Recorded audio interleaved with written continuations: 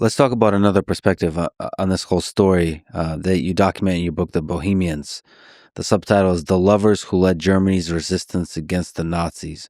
So this is the story of the people who resisted from within Germany. Right. Can you tell their story? And in particular, it's told through the story of the two key figures in the movement who happen to also be in love. Well, the main guy is Harro Schulze-Beusen. He caught my attention when I was doing research in an archive in Munich, researching drugs in the Luftwaffe, Göring's Luftwaffe. Göring being the morphinist. I mean, the Luftwaffe was a very promiscuous place. Like a lot of people in the Luftwaffe are high. Also more for entertainment versus the practical aspect of, so it's less about like the meth optimizing the human performance and more about just exploring. Like the number 3 of the Luftwaffe, Ernst Udet, he committed suicide in the fall of 1941, and he had 7 Pervitin tablets for breakfast. Okay. So he was really high on meth. He really enjoyed, but he loved to take meth and then drink. Alcohol was a big thing in the Luftwaffe. You can drink a lot more when you're on methamphetamine.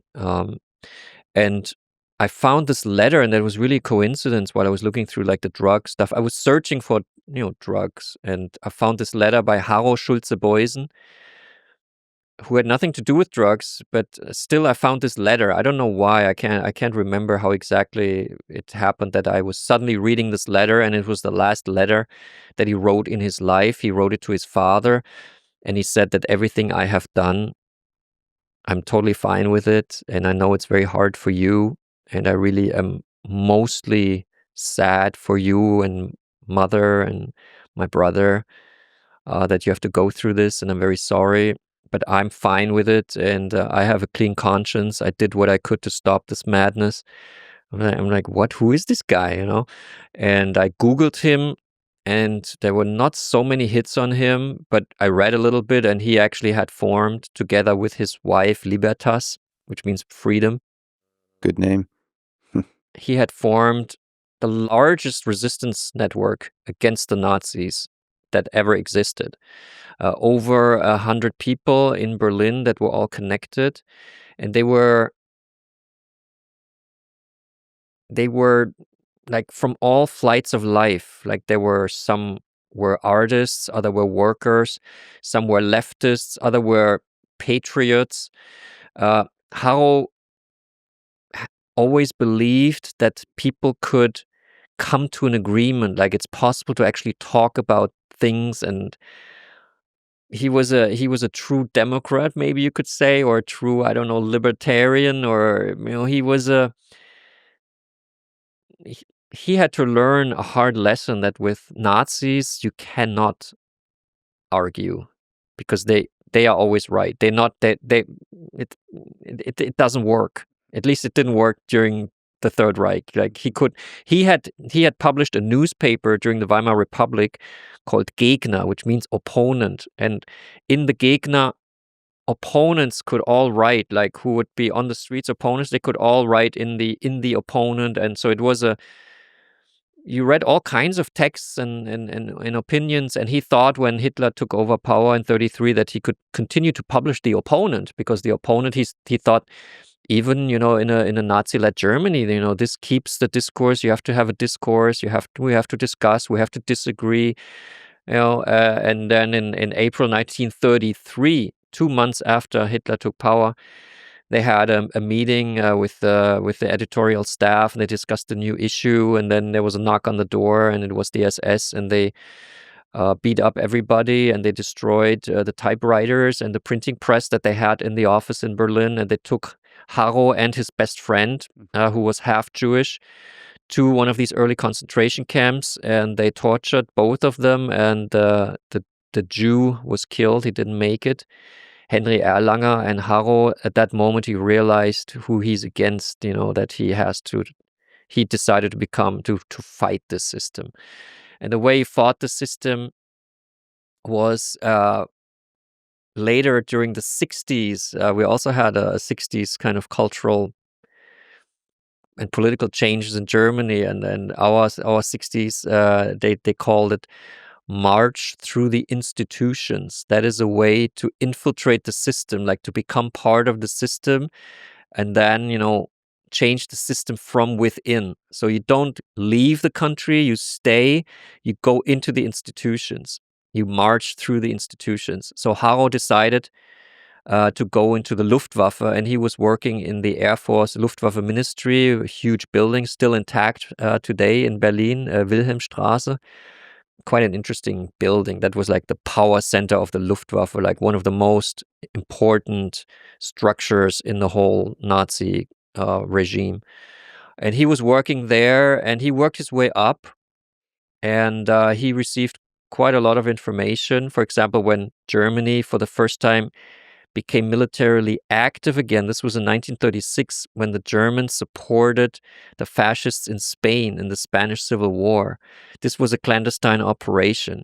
The Luftwaffe did this, and they German soldiers went to Spain like in plain cloth, like posing as vacationers, but then they were actually soldiers and supporting Franco's, were part of Franco's victory later on. And Harro had this information, and he tried to pass this on to the BBC. He failed passing it on. Well, he met a BBC journalist during the Olympic Games in Berlin and told him about this. And the BBC guy was too afraid to make this public, and he kind of buried that information.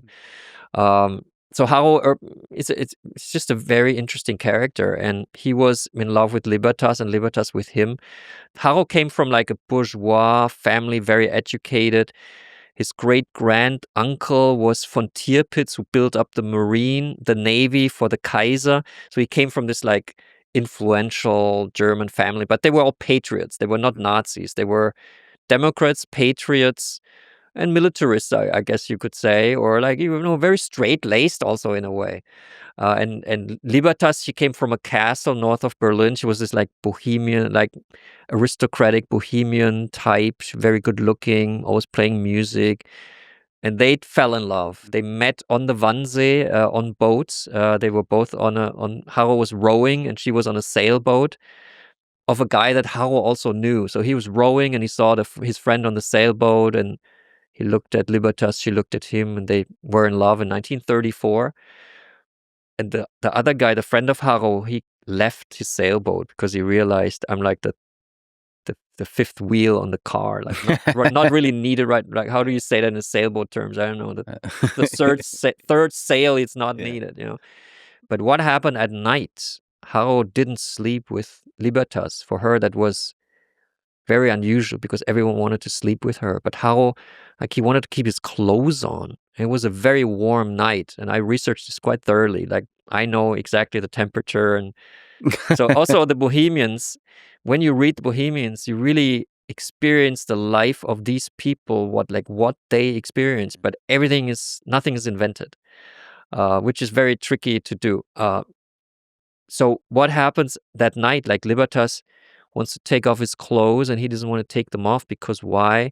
From the torture in April 1933, he has quite a lot of scars. They even burned swastikas into his thighs. Like, not burned, sorry, they with knives, the SS. So he doesn't want to show that to her. And he hadn't had a girlfriend for a while. Like, he can't open up emotionally because he's fighting the Nazis. It's very secret. Like, no one knows about this, that he's long-term planning his life to fight the system that he hates so much because they killed his best friend in front of his eyes. But at one point, Libertas does, take off his clothes, and she sees this, and she's like naive. She's even a member of the Nazi party, but she's not a very active party member. She's just, she works for MGM actually in Berlin. A Hollywood film studio office in Berlin. Germany was one of the biggest movie markets, and she was the press girl. She did the campaigns for the big Hollywood movies in Germany. So just a regular German girl. Well, she wasn't regular. She was from a very high family. Actually, her grandfather had been in a relationship with the German emperor, which is a side story that I found out when I researched the Bohemians. The German emperor apparently was bisexual and was going to that castle, and they had homosexual kind of meetings there with Libertas' grandfather. So she came from a very unusual family. But what I mean actually in usual German girl, what I mean by that is it's not obvious that a person like that would hold a crucial role in the resistance against the Nazis. Not at all. That was always a problem because for her it was weird that someone was against the system. But Haro was totally convinced that fascism is wrong and that he has to fight it. And more Libertas was convinced, and then more friends kind of came into the group. And the way Haro organized this resistance group was through parties. Like they were like a power couple of Berlin, and they had a great loft apartment. They moved together to a loft apartment on also a side street from Kudam, a huge room, and there they had parties every second Thursday night, and they would invite friends, and then once they trusted someone personally, then they would spill the beans and say, this is actually not just a party. But they would like test it. That like at the party they would say something critical of the regime, and you immediately, either the person jumps on it, responds, or like, goes somewhere else, gets a drink at the bar. It's not into it. So that was the way of recruiting people, and that was such an efficient way that the Gestapo was not able to understand this group for a long time, not even recognize that there is a group, because Gestapo was very good in infiltrating, for example, communist resistance groups, because you just had to go in as a Gestapo guy and be a communist. Just say the right words, and they would at one point, take you. But with Haro and Libertas, it wasn't so easy. They would sniff you out. These parties were what, like intellectuals, like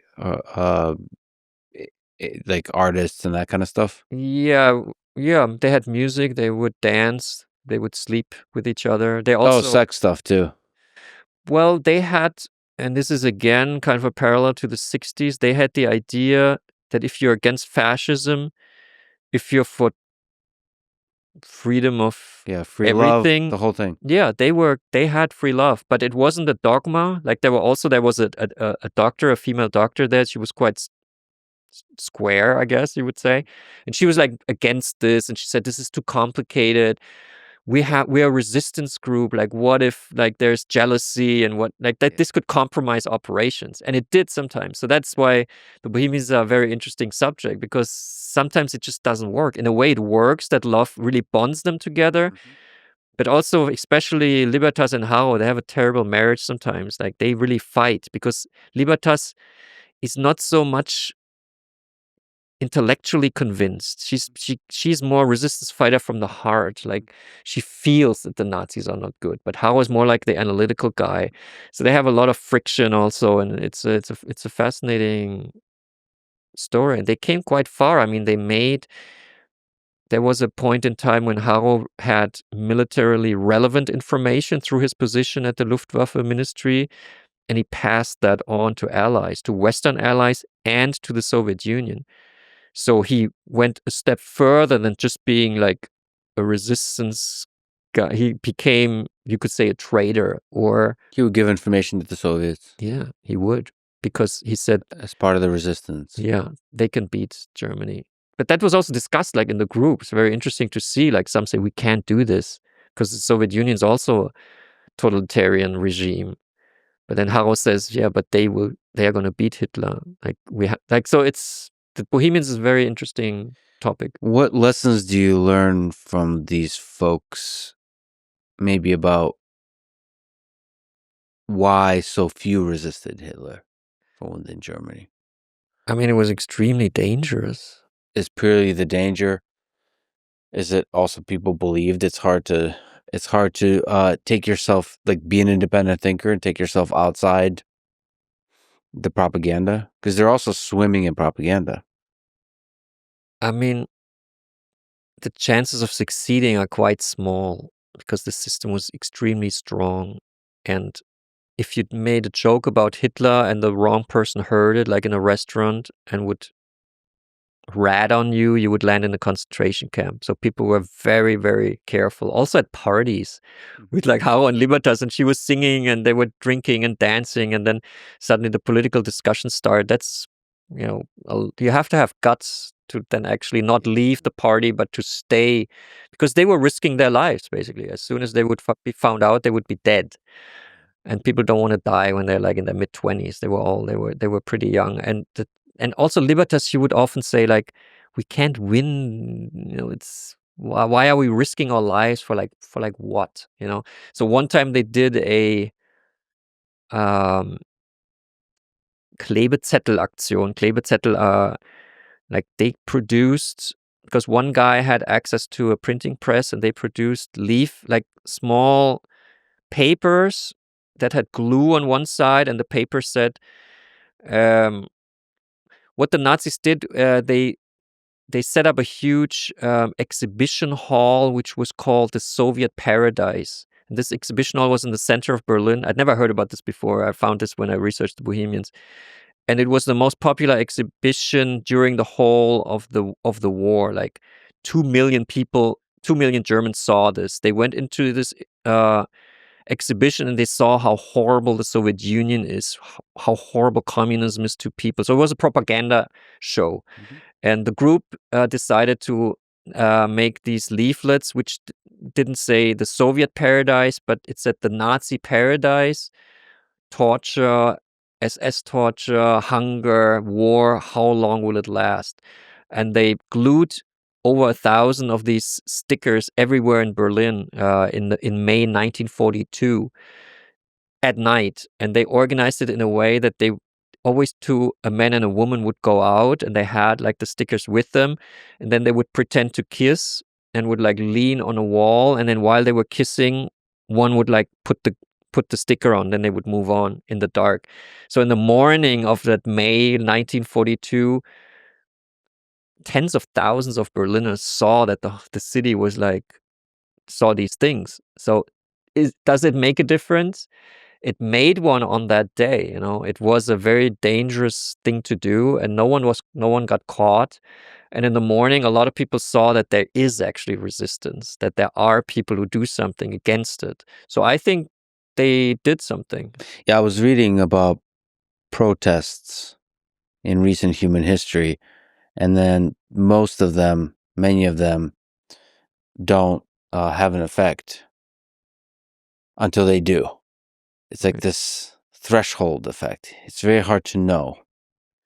It's very hard to know because it's a match that lights a fire, and sometimes it's a spark that takes a little bit of time to propagate through the whispers. What happens is the people whispering. It's the whisper network of people talking, and sometimes it just takes that one sticker to begin the whispers, and then a few months later, the regime is overthrown. It's funny. It's hard to sort of trace back what was effective and what was not. I mean, Haro was convinced that the system would lose. So he thought that maybe we can make a contribution, that it's going faster. No, maybe we will be that spark. So yeah, unless when I think that there's this possibility, I must try it. That was his conviction. So he would put his life on the line for that possibility. How did they get caught? They were approached by the Soviet Union, who wanted to recruit them as spies, and they didn't want to do that. Haro refused the Soviet intelligence. These are documents that were found in the early 90s. One of the sons of one of the members of that group of Haro, a good friend of Haro, one of his sons, went to Moscow to look at the files, and he found a kind of furious Soviet KGB kind of descriptions of this weird guy Haro that doesn't want to be a proper Soviet spy, and just says, yes, I'm going to give you information so you can hurt Hitler, but I'm not going to play your game. I'm not going to be one of you. So still, they did collaborate with the Soviet Union. They accepted a radio transmitter from the Soviet Union with which they were supposed to send military information via radio to Moscow. And they like struggle with the technology. The Russians give them like an apparatus only with like a Russian instruction, and it's like very difficult. They make mistakes. But what actually then gets them caught is the Russians at one point answer and send a message to them through the ether, and that message is coded, but the Nazis intercept that message and are able to decode it. And in the message, it gives the clear names of Harro and his address, which is a total like intelligence blunder, or maybe they just wanted to give them up and had their revenge because Stalin did crazy stuff like that, you know.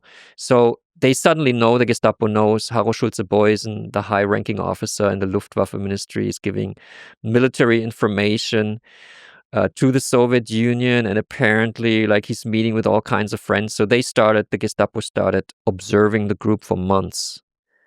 And the group at one point realizes that they've been basically found out, but then it's already too late. Then they capture quite a few of them, and quite a few get military trial, and receive the death penalty, and are also being executed.